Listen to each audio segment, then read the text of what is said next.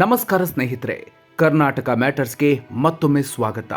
ಬೆಲೆ ಏರಿಕೆ ಬಿಸಿಯಿಂದ ಕಂಗೆಟ್ಟಿರೋ ರಾಜ್ಯದ ಜನತೆಗೆ ಈಗ ಮತ್ತೊಂದು ಶಾಕ್ ಕಾದಿದೆ. ಹೌದು, ಬರುವ ಏಪ್ರಿಲ್ 1ರಿಂದ ನಿಮ್ಮ ಮನೆಯ ವಿದ್ಯುತ್ ಬಿಲ್ ಗಣನೀಯವಾಗಿ ಏರಿಕೆಯಾಗುವುದು ಬಹುತೇಕ ಖಚಿತ ಆಗಿದೆ.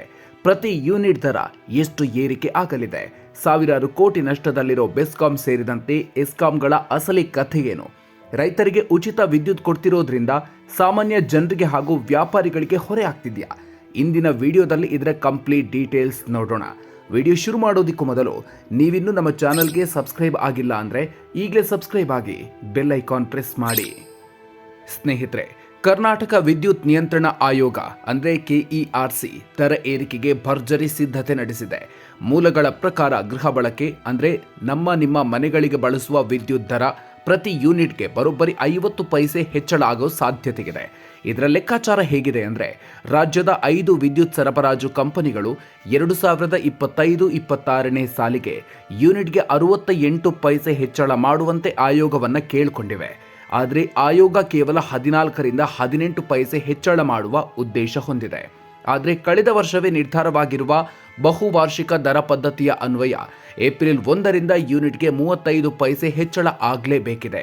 ಈ ಹಳೆಯ 35 ಪೈಸೆ ಹಾಗೂ ಈಗಿನ ಹೊಸ ಏರಿಕೆ ಸುಮಾರು 15 ಪೈಸೆ ಎರಡನ್ನು ಸೇರಿಸಿದರೆ ಪ್ರತಿ ಯೂನಿಟ್ಗೆ ಸರಾಸರಿ 50 ಪೈಸೆ ದರ ಹೆಚ್ಚಳ ಆಗೋದು ಪಕ್ಕಾ ಆಗಿದೆ.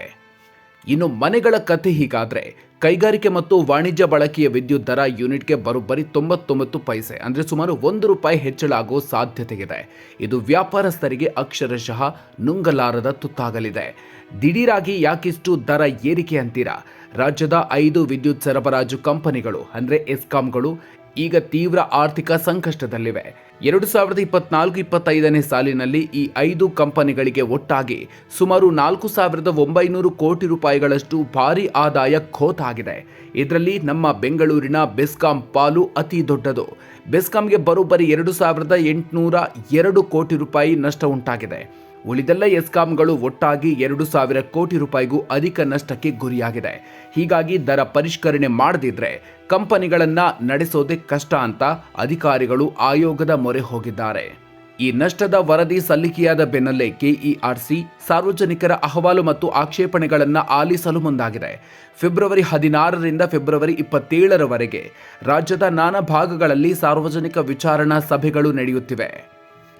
ಎಲ್ಲ ಪ್ರಕ್ರಿಯೆ ಮುಗಿದ ಮೇಲೆ ಮಾರ್ಚ್ ಮಧ್ಯಭಾಗದಲ್ಲಿ ದರ ಹೆಚ್ಚಳದ ಫೈನಲ್ ಡಿಸಿಷನ್ ಪ್ರಕಟ ಆಗಲಿದ್ದು, ಪರಿಷ್ಕೃತ ದರ ಏಪ್ರಿಲ್ 1ರಿಂದಲೇ ಜಾರಿಗೆ ಬರಲಿದೆ. ಇಲ್ಲೊಂದು ಇಂಟ್ರೆಸ್ಟಿಂಗ್ ವಿಚಾರ ಇದೆ.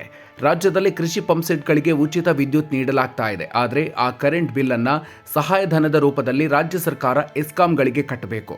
ಕಳೆದ ಬಾರಿ ಆಯೋಗ ಪಂಪ್ಸೆಟ್ ವಿದ್ಯುತ್ ದರವನ್ನು ಯೂನಿಟ್ಗೆ 6.80 ರೂಪಾಯಿಯಿಂದ 8.25 ರೂಪಾಯಿಗೆ ಹೆಚ್ಚಿಸಿತ್ತು. ಇದರಿಂದ ಸರ್ಕಾರದ ಮೇಲಿನ ಸಬ್ಸಿಡಿ ಹೊರೆ 18,000 ಕೋಟಿ ರೂಪಾಯಿಯಿಂದ ಬರೋಬ್ಬರಿ 21,000 ಕೋಟಿ ರೂಪಾಯಿಗೆ ಏರಿಕೆ ಆಗಿಬಿಡ್ತು. ಇಷ್ಟೊಂದು ಹಣವನ್ನು ಸಬ್ಸಿಡಿ ರೂಪದಲ್ಲಿ ಕೊಡೋದಕ್ಕೆ ಸರ್ಕಾರಕ್ಕೆ ಕಷ್ಟ ಆಗ್ತಿರೋದ್ರಿಂದ ಈಗ ಎಸ್ಕಾಂಗಳು ಹೊಸ ಪ್ಲಾನ್ ಮಾಡಿವೆ.